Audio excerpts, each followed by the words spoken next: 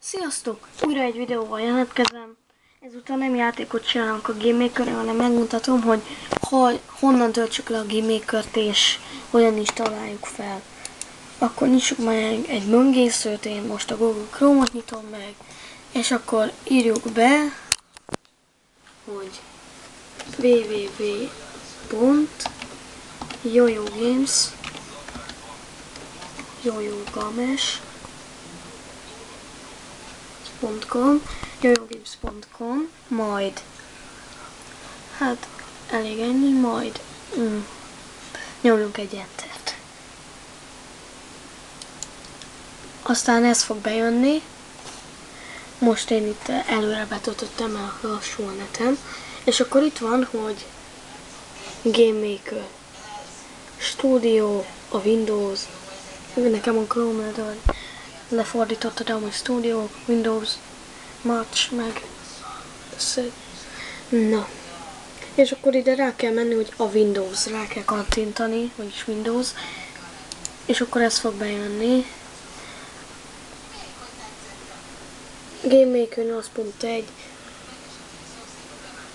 vásárlás, letöltés, búj, download, ez lesz odaírva. Eredeti megjelenítése, na, így fog kinézni. Na, és most annyi a dolgunk, hogy rámegyünk erre. Download, lejön ide a sarokba.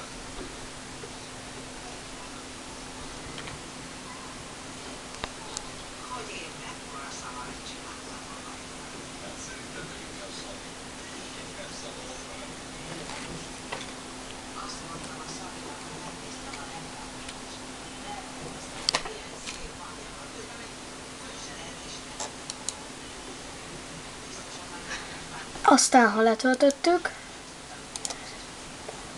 nagyon egyszerű a dolgunk, könnyű felinstallálni. Most nincs időm megmutatni az felinstallálást, de az a lényeg, hogy ez fog bejönni.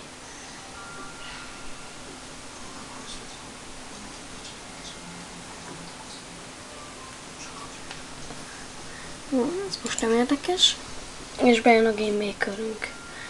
Majd kijön mindenhogy Welcome, és akkor tudunk majd sprite-okat csinálni,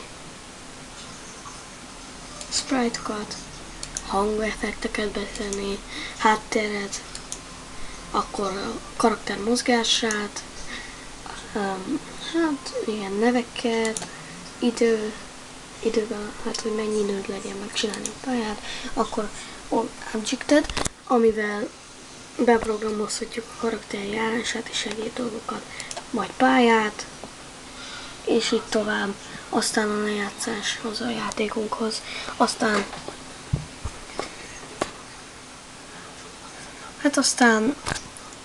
akár CD-re is rátehetjük.